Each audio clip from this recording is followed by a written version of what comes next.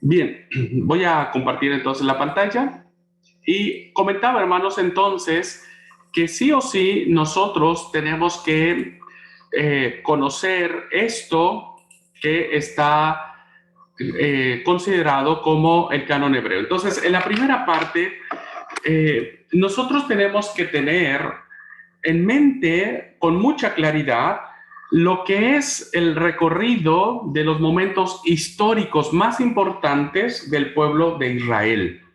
Porque ubicar, hermanos, en la línea de tiempo, la forma en cómo el texto bíblico viene a darse, ¿no es cierto?, nos ubicará con mucho mayor facilidad y claridad al momento de plantear los sucesos que aparecen en el texto bíblico y que necesitamos tener este conocimiento previo para que cuando veamos otros datos a ustedes les haga sentido. Si no, no les va a hacer sentido lo que pueda compartir en posteriores clases. Bien, entonces vamos a hacer un breve recorrido, hermanos, por los momentos históricos más importantes del pueblo de Israel, desde sus inicios hasta el final, hasta el tiempo de Jesús. No me voy a detener mucho en explicar, ¿no es cierto?, las cosas, porque si no tampoco acabaría, pero vamos a guiar el tema de la siguiente manera. ¿Por dónde empezamos? Bueno, empezamos por la época patriarcal. Cuando hablamos de la época patriarcal, recordemos siempre que estaremos hablando de Abraham, de Isaac y de Jacob y las historias que conllevan con ellos, ¿no? Eh, Estaremos hablando de los hijos de Jacob y estamos hablando de un cuarto patriarca, diríamos, que aunque no está reconocido bíblicamente, pero se le ha considerado a José como el cuarto patriarca porque fíjense que tenemos mucho más tradiciones bíblicas de José que del patriarca Isaac, por ejemplo. Ya había comentado que del patriarca Isaac tenemos pocas tradiciones bíblicas, muy pocas, casi nada, en comparación a José. José tenemos un montón de tradiciones que se vinieron trayendo en las tradiciones orales y que se plasmaron. Entonces, época patriarcal. Después tenemos, hermanos, lo que es la ida a Egipto, la subida a Egipto, cuando ya José se da a rebelar y manda a traer a su padre, y entonces suben 72 personas, si no mal recuerdo, a Egipto y se asientan en tierra de Josén. Este dato será muy importante porque es la antesala de lo que vendrá a ser el tema del cautiverio en Egipto por el pueblo, ¿no es cierto? Aquí tenemos un lapso de más de 4 siglos que no sabemos qué pasó, no tenemos registro alguno, no hay ninguna tradición que recoja lo que se vivió en ese tiempo, ¿no es cierto?, de cautiverio, son muchos años. Y entonces el texto bíblico nos ubica en la llegada de Jacob con sus hijos, sus nueras, sus nietos a Egipto. Después nos pasa, ¿no es cierto?, a que muere José, muere el faraón, no conocía quién fue José, el nuevo sucesor, y pasan muchos años de esclavitud hasta que viene el proceso de la salida del pueblo. Aquí ya estamos en el Éxodo, ¿no? En el cautiverio de Egipto y la salida del pueblo, ya nos ubicamos en el libro de Éxodo. Todos sabemos lo que es el llamamiento a Moisés. Aquí en este punto, la figura de Moisés será una figura muy importante, será una figura trascendental. Tan es así que posteriormente estaremos haciendo alusión cómo la tradición le ha atribuido a Moisés lo que es la ley. Y sabemos que en la Biblia hebrea la ley o la Torá está compuesta por los 5 primeros libros de la Biblia. Entonces, tenemos la salida del pueblo con el gran libertador que se llama Moisés y lo ubicamos en esa salida de Egipto, ¿no? Con las 10 plagas, y entonces es conducido el pueblo hasta el Sinaí.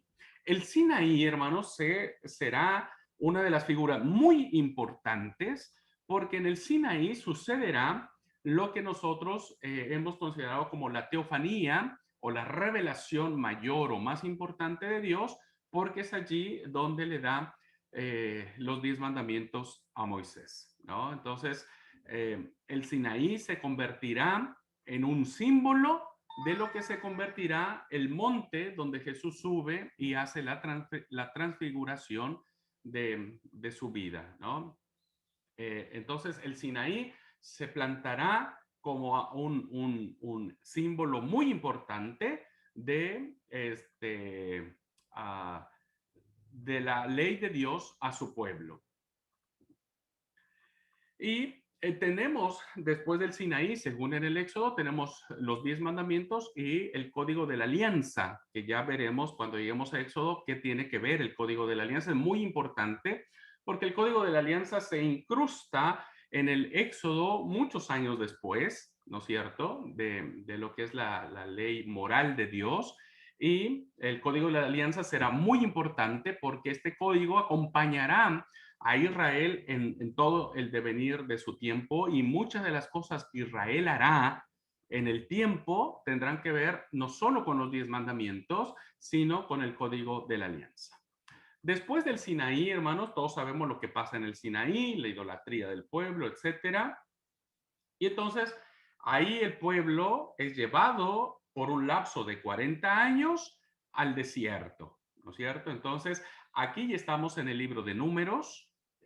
Números nos va a narrar los sucesos que pasan en este peregrinar que tiene el pueblo del Sinaí por el desierto, y son 40 años de peregrinaje, y según el texto bíblico nos dice que hasta que la generación que pecó delante de Dios hubiese sido muerta o consumida, ¿no? Serán muy importantes muchas de las tradiciones que encontraremos en el desierto, eh, eh, eh, muy lindas, muy importantes, con mucha impronta, y Números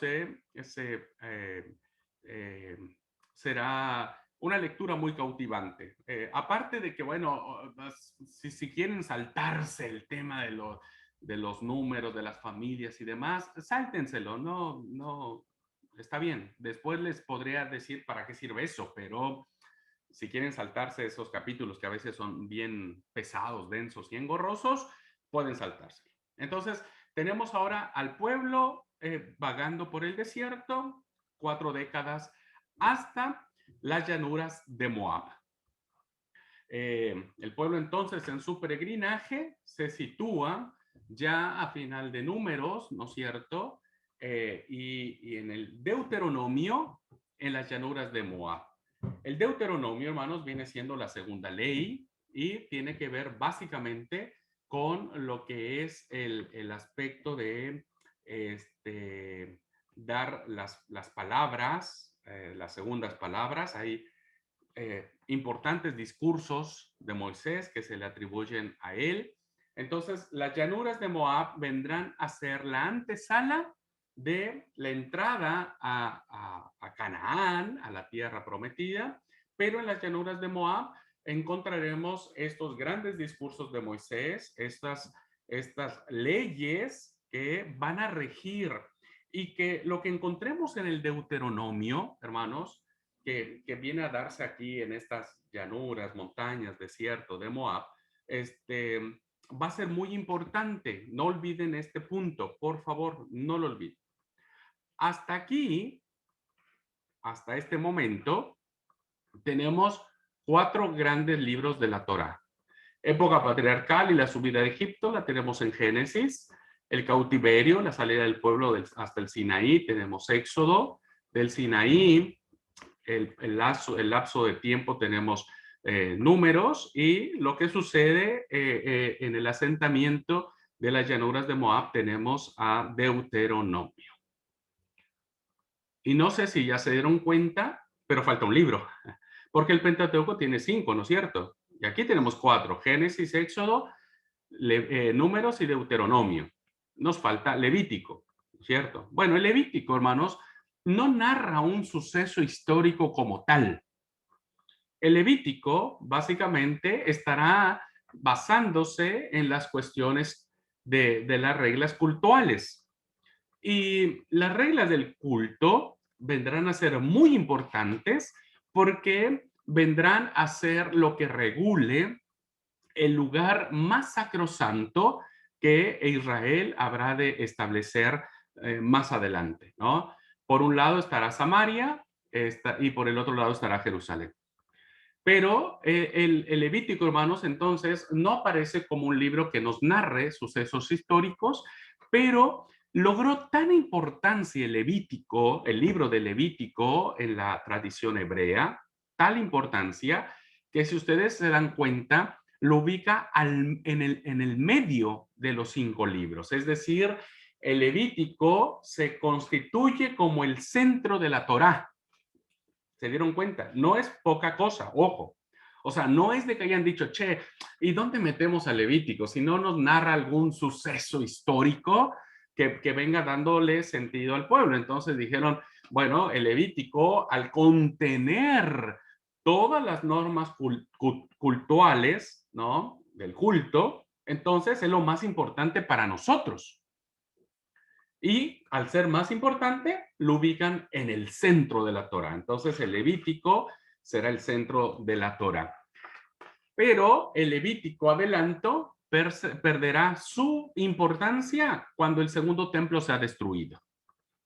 Una vez que el segundo templo se destruye, ya no hay más culto, ya no hay más regla, ya no hay más sacrificio, y entonces hoy el Levítico ha quedado en desuso, diríamos, incluso nosotros mismos pocas veces leemos el Levítico y pocas veces le entendemos, porque finalmente las cosas que aparecen en él ya son ajenas a nosotros porque ni vivimos en el templo y los judíos tampoco tienen más templo, ¿no? Bien, entonces hasta acá, hermanos, tenemos en una cronología el recorrido de la historia de Israel, desde la constitución histórica de Israel como tal, que inicia con Abraham, hasta la llanura de Moab, antes de que el pueblo de Israel pase a la tierra prometida. Bien, tenemos 10 minutos todavía de receso. Quisiera preguntar, hermanos, si hasta aquí tienen alguna pregunta.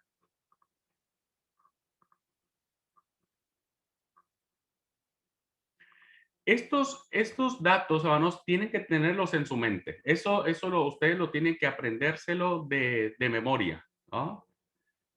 Alguien, sí, por favor, puede preguntar. Yo acá. Yo tengo una pregunta. Sí, sí, sí, sí. ¿Cuál sería el segundo templo que fue destruido? Que no tengo muy en claro esto. Ok. No, quédense tranquilos. Ya vamos a llegar al segundo templo.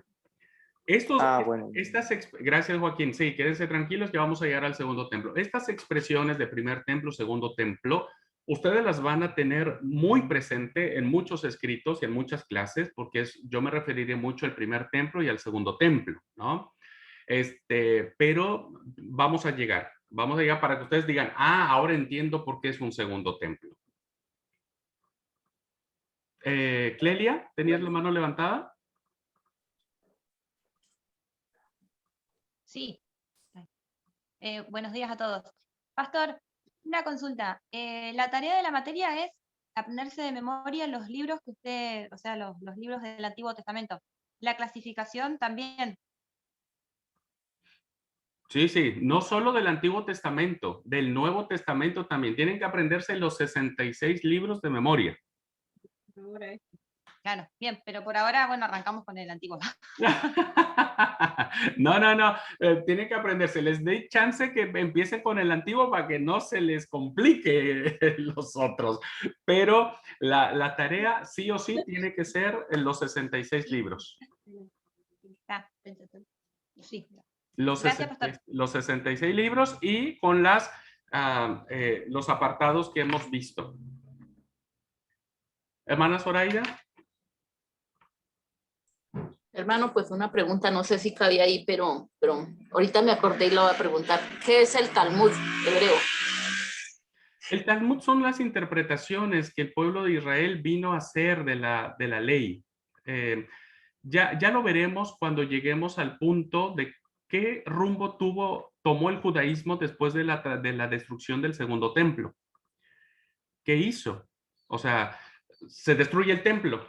Recuerden que el templo para Israel era el punto de unión, era lo que los unía, ¿no es cierto? Ya se destruye el primer templo, se destruye el segundo templo. Entonces, a partir del segundo templo, el judaísmo empieza a sacar los sacrificios, porque como ya no hay templo, no hay lugar donde sacrificar, y entonces empiezan con el tema de la enseñanza. Empiezan a enseñar. Y para enseñar hay que interpretar la Torá. Y el Talmud vienen siendo esas interpretaciones que los judíos ya después del segundo templo empezaron a hacer de la ley, de los profetas y demás.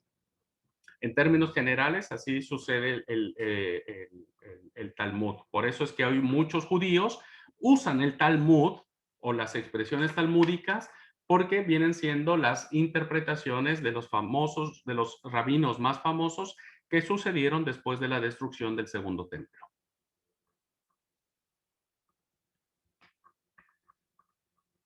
Bueno, ¿alguien más, hermanos? Hasta acá llegamos solamente a las llanuras de Moab, ¿eh? No quise avanzar más porque si no vamos a cortar la situación. Entonces, de preferencia, ustedes, cuando tengan en su mente cómo es la historia desde la Constitución hasta las llanuras de Moab, es así. Época patriarcal, ¿no? Y ahí tenemos ¿a quiénes tenemos en la época patriarcal? Abraham, Isaac, Jacob y probablemente José. Y podríamos considerar a José por las tradiciones que se tienen, ¿no es cierto? Después tenemos la subida de Jacob. ¿A dónde? A Egipto. Egipto. ¿Dónde viven ellos? ¿En qué parte de Egipto viven? Tierra de José. En Gosén. En Josén. En Josén se ubican, ¿no es cierto? Y ahí empieza a multiplicarse, ¿no? De manera interesante. Y entonces viene lo que es el tema de la esclavitud. ¿Cuántos años el pueblo estuvo esclavo? 430. 430. 400, Pablo después diría que eran 430, por ahí estamos, ¿no? ¿Hay alguna tradición de esa época que tengamos hoy?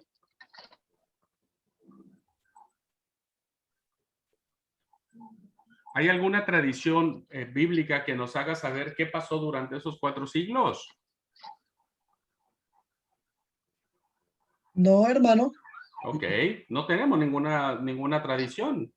No sé qué pasó allí, no sabemos qué sucedió, solo sabemos que la tierra se multiplicó tanto que el nuevo faraón dijo, che, vamos a hacer algo y matemos a los chicos, ¿no es cierto? Y entonces aparece la figura de quién, hermanos. De Moisés. Moisés. Moisés. No olviden a Moisés. Moisés era una figura muy importante, ¿no? Que aparecerá mencionado a Moisés. Después, entonces, tenemos la salida de Egipto. ¿A dónde se conduce el pueblo después de salir de Egipto? Al Sinaí. Al Sinaí. ¿Qué sucede en el Sinaí? La 10 primera mandamientos. revelación de Dios con su ley. Ahí tenemos primero los 10 mandamientos, ¿no? Escritos en Ujú. tablas de piedra. Luego, ¿qué tenemos más? El becerro, podríamos decir. Sí, esa es la idolatría que tuvo el pueblo, pero les hablé de otro cuerpo de leyes. ¿Cómo se llamaba? Las leyes, los 10 mandamientos y la ley. No. Les comenté de otro. La Torá. No. Acuérdense, la Torá son los 5 primeros libros de la Biblia. Cuando estamos en el Sinaí, ¿no? Cuando estamos en el Sinaí, nos ubicamos en el episodio de los 10 mandamientos. ¿Ok? Que por cierto, también se los tienen que aprender de memoria. Que por cierto, ya en su clase de ética los vieron, pero hay que aprendérselos también de memoria. Hay algunas cosas, hermanos, que hay que aprendernos. Hay que saber. Pero yo les hablé de otro ordenamiento. ¿Cómo se llamaba ese otro ordenamiento? El hermano mencionó algo sobre números, el libro de números. No. ¿El código de la alianza? El código de la Código de la alianza. alianza. Recuerden, código de la alianza. El código de la alianza aparecerá inmediatamente después de la historia del Sinaí. Y es muy importante que la lean, hermanos. O sea, por eso yo digo, hay que leer la Biblia. Hay que leer la Biblia. Entonces, cuando ustedes salten 20, Éxodo 20, 21, 22, 23, se van a encontrar con el código de la alianza. Léanlo, por favor, porque el código de la alianza será parte fundamental en el desarrollo del pueblo de Israel. ¿Ok? Bien. Después de eso, el pueblo peregrina ¿cuántos años en el desierto? 40 años. 40 años en el desierto. ¿Qué libro de la Biblia nos narra qué pasó en esos 40 años? Levítico. No, no, no, no, no. Éxodo. No, no, no, no, no. Deuteronomio. Números. Números. ¿Quién da más? ¿Quién da más? Números. Número, hermano, recuerden, números es quien nos va a narrar los sucesos, las codornices, Moisés golpea la roca, el maná, etcétera, etcétera, etcétera, será narrado básicamente por el libro de números, entre otras cosas, ¿no? Bien, se consume la generación que pecó en el Sinaí, ¿ok? ¿A qué lugar llega el pueblo? A las costas de Moab. Las llanuras de Moab. A las montañas de Moab o a las llanuras de Moab, ¿no? Llanura de Moab. ¿Qué sucede en las llanuras de Moab? Moisés nos vuelve a narrar todo lo de Deuteronomio, la segunda ley, la segunda palabra. Ahí vamos, pero ¿qué más pasa? Que es la antesala para llegar a entrar a Canaán. Muy bien, es una antesala para entrar a Canaán, pero recuerde que en el Deuteronomio encontraremos dos grandes discursos de Moisés, ¿no? Que tienen que ver con leyes que se le conocerán como las leyes deuteronomistas y que serán muy importantes. Y yo les decía que no pierdan de vista este punto porque más adelante habrá un dato que a ustedes les hará sentido, dirán, ahora entiendo, ¿no? Pero es en este momento, según la tradición, donde ubicamos los grandes discursos de Moisés y también la narración de ¿qué? De su muerte. De su muerte. ¿Ok? Ahora, ¿qué nos narra el libro de Levítico, hermanos? ¿Qué parte de la historia Levítico nos narra? Las reglas. Ninguna. No narra ninguno, pero nos da las reglas del culto. Ok. Históricamente. Las reglas de adoración y culto a Dios en el Claro, claro. No tenemos ningún registro, ¿no es cierto?, de esta parte de Levítico, de un suceso histórico. Pero, ¿por qué se sitúa a la mitad de la Torá? Porque es lo más importante. Le dieron mucha importancia a la adoración a Dios. Y porque recuerden que en ese libro contenía todas las leyes del culto.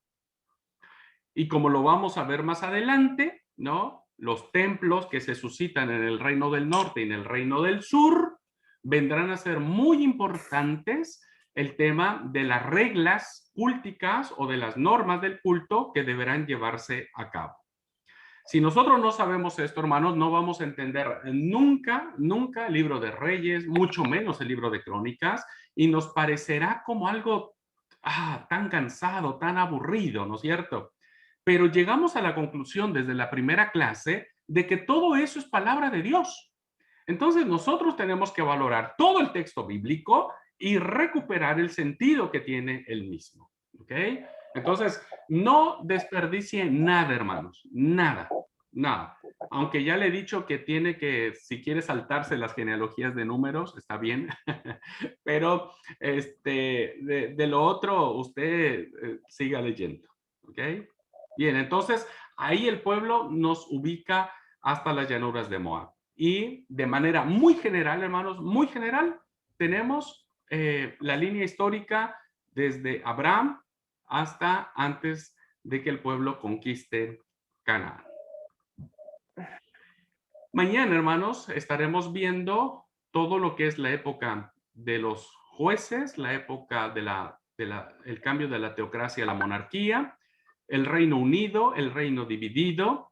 Estaremos hablando acerca de lo que es el Reino del Norte, el Reino del Sur, la destrucción del primer templo. Estaremos viendo la época babilónica, la época persa, la época griega y la época romana, que es hasta donde llega el texto bíblico del Antiguo Testamento.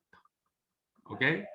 Entonces, hermanos, yo sé que a muchos no les gusta la historia, pero es muy importante porque recuerden que el texto bíblico habla de sucesos históricos que se sitúan ahí. Miren, hermanos, si nosotros no sabemos esta línea histórica, no vamos a entender nunca los profetas. Por eso es que nadie se mete en el tema de los profetas. No entendemos los profetas. No entendemos dónde meter a Ageo, a Zacarías. ¿Qué hicieron Ageo y Zacarías? Pues es que como no ubicamos dónde están, no sabemos qué onda con ellos y a veces ubicamos a los profetas ahí, no sé. A veces yo muchas veces me imaginé a los profetas como algo que no existieron y que no deberían existir porque nunca los leí. Pero ahora, hermanos, que he entrado al cuerpo profético y que me apasiona el tema del cuerpo profético, híjoles, la verdad que es una bendición los oráculos de los profetas. Bueno, entonces quiero animarlos para que agarren esta primera tanda y ahí ténganlo en su mente. Platiquen con sus hijos, con sus nietos y díganle, hijo, época patriarcal, subir de Egipto, salida de Egipto, llegar al Sinaí, código de la alianza, 10 mandamientos, desierto 40 años, llanura de Moab, Levítico en el centro. Eso tiene que estar así. Lo tenemos que tener muy, muy, muy manejado. ¿Ok? No importa si sus hijos o sus nietos se quedan mirando así como diciendo, ¿de qué fue el vino, papá? No, ustedes, eso les va a ayudar. Ya después vamos a hablar el otro bloque de la historia. Muy bien, hermano, vamos a terminar aquí nuestra clase. Muchas gracias por su atención y nos vemos mañana para seguir con esta historia, línea histórica del Antiguo Testamento. Bueno, ¿alguien gusta orar para despedirnos, hermanos?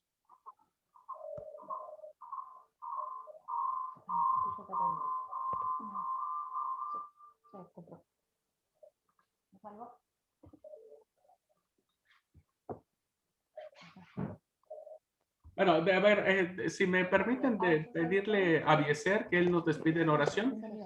Hermana Betty, si quiere cerrar su micrófono, se lo agradecería. Bueno, hermanos, Ya cerré el micrófono. Abiezer, ¿quieres por favor activarlo y quieres despedirnos en oración, por favor, amigo? está bien. Padre nuestro, Padre bueno que estás en los cielos, doy gracias por esta clase que nos da el pastor Abraham y que protejas a todos, Señor, te lo pido. Que les des un lindo día y espero que estés cumpliendo las peticiones que te pidamos, Señor, en el nombre de Jesús. Amén. Amén. Muchas gracias, hermanos. Que Dios los bendiga.